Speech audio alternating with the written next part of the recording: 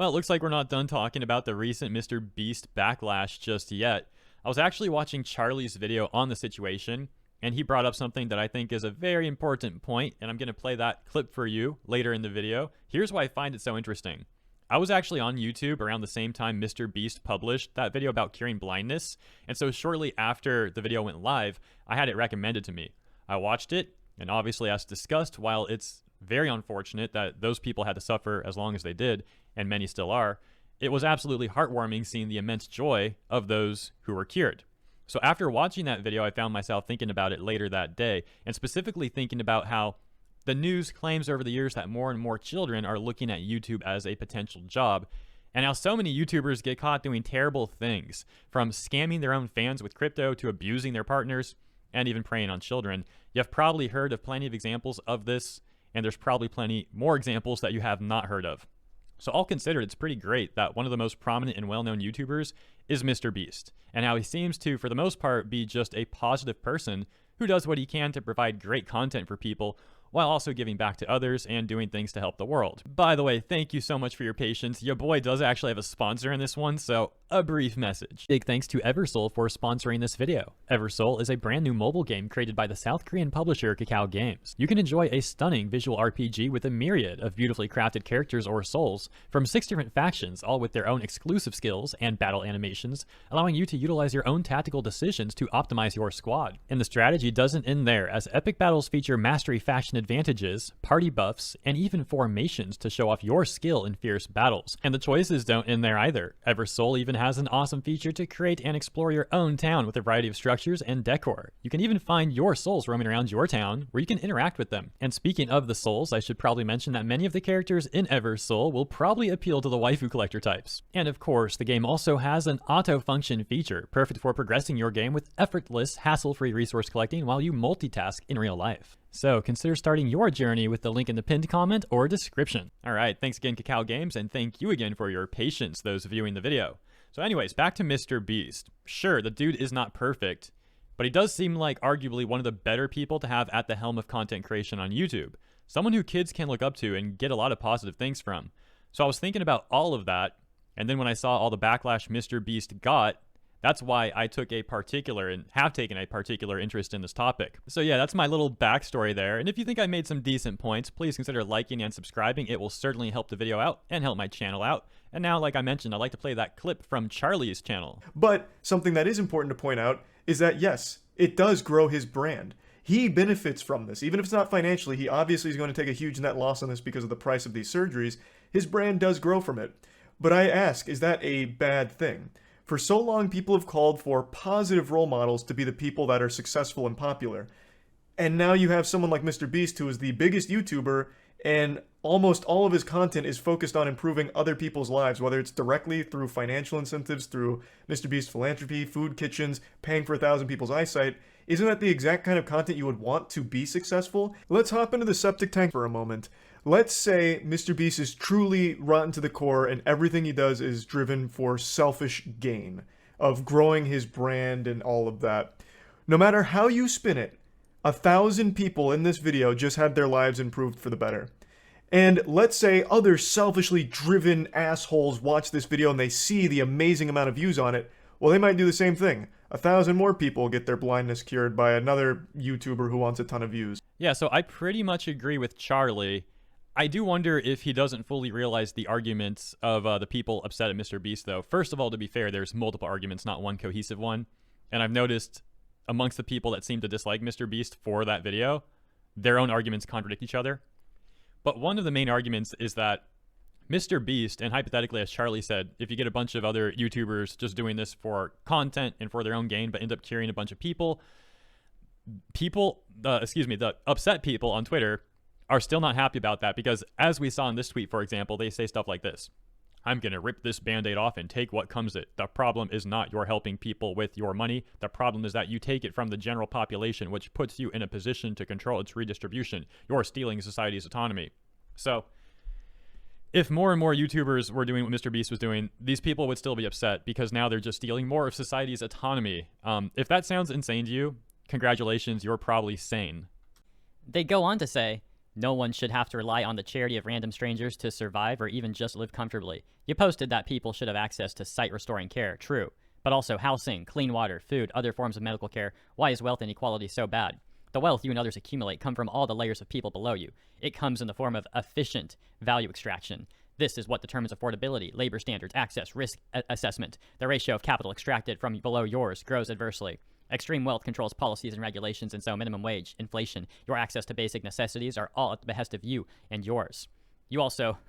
I'm having trouble reading this seriously. Excuse me. You also contribute substantially more waste because of your obscene resource access. What? Dude, you can't just say that. There's plenty of people who are wealthy and live very, very minimalist lives. You can't just tell them that they're the most wasteful people. Some very well may be, but dude, I live in LA. I see people who are certainly not well off being extremely wasteful and literally throwing stuff out of their car onto the freeway all the time. Like, dude, does this person live in real life? I don't think so. Let's continue though. Who was most impacted? Poor people. I'm grateful for all the assistance I've received, but did you ever think it might be humiliating and depressing to work your butt off 40 plus hours a week and not be able to afford to pay your own bills, let alone if you have kids, especially knowing the help isn't sustainable? All right, let's pause there. So before this YouTube stuff started working out nicely for me, I was working at a restaurant for years.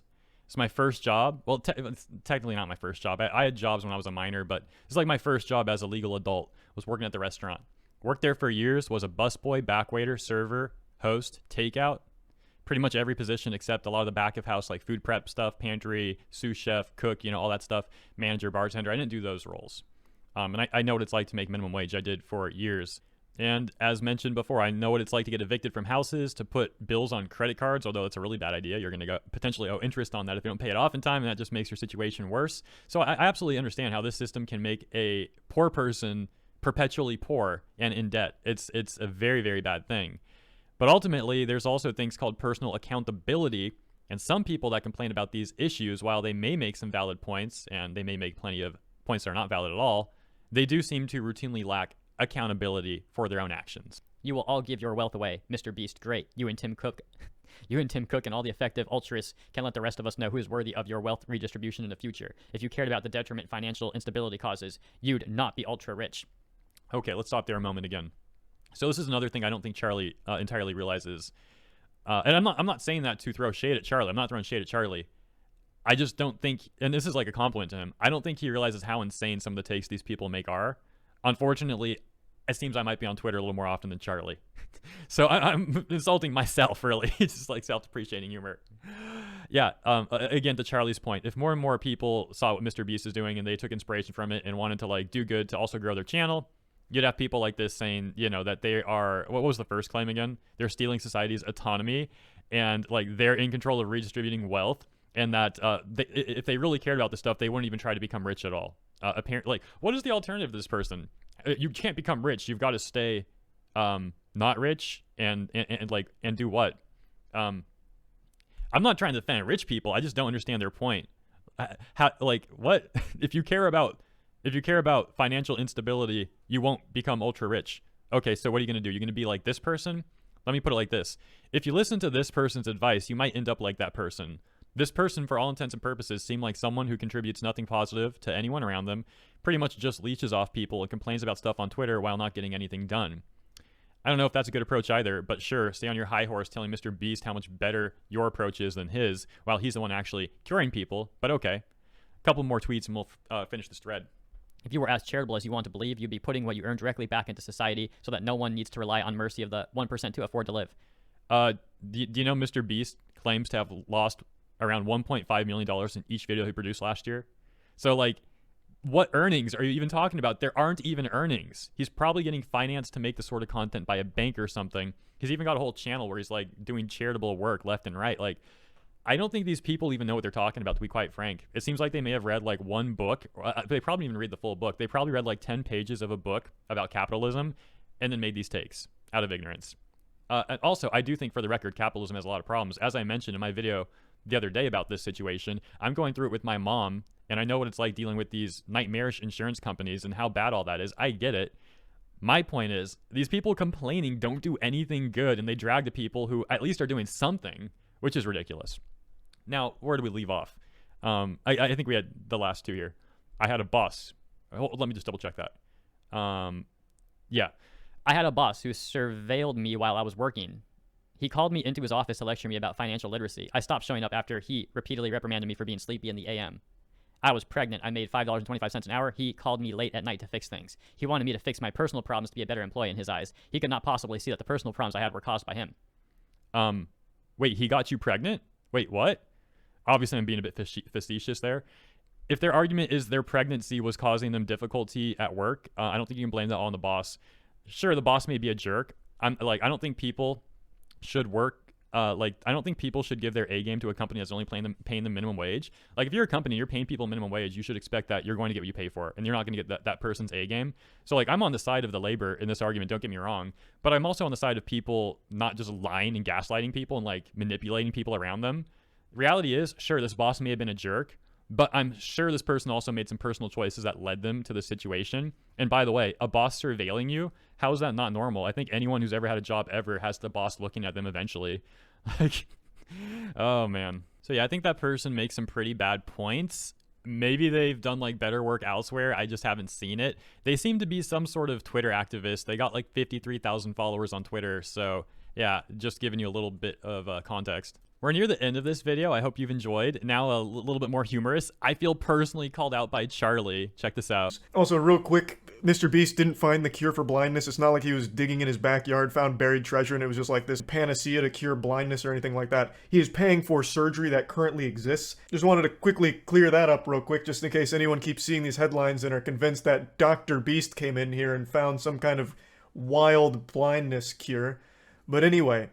So yeah, I did make a video titled "Twitter is mad at MrBeast for curing blindness."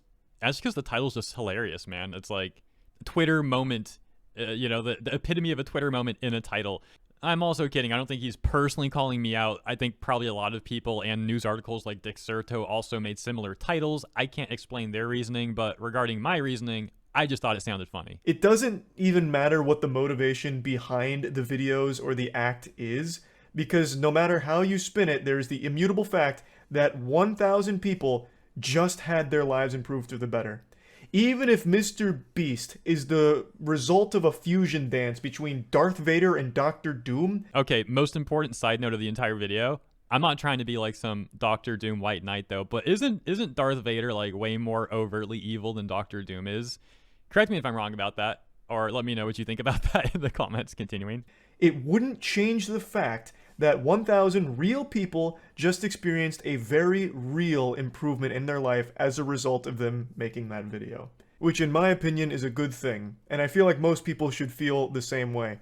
Well, Charlie, you just don't understand. They might have helped a couple thousand people, but they're ruining the lives of millions of people because they're in control of their autonomy. Okay, jokes aside, yeah, I pretty much agree with Charlie, as we already discussed. So I think he made some great points. Good job, Charlie. Round of applause to the man. And I'll link his full video in the description if you want to see his full take. So now we talked about that. We talked about the importance of having someone like MrBeast at the helm of YouTube as a role model for kids. Now, I'm going to make a caveat here at the end. It's totally possible that one day, sadly, MrBeast gets exposed for like being a terrible person. I mean, dude, I've seen so many people get exposed for things. Like I just don't get surprised these days, really. Hopefully that day never comes. Hopefully MrBeast really is like just one of the good ones, and that's just how it is. We'll leave it there. Let me know what you think. Oh, wait. No, there was an important side note. As it stands now, though, MrBeast is not one of those bad people. Sure, something might happen down the road, but right now he seems like a good dude who's doing good things on the platform, and I think that's good too. So yeah, that's what I wanted to say about that. Now let me say the outro. Thank you for tuning in. Let me know what you think about all of this in the comments. I will see you there, and tomorrow for the next segment.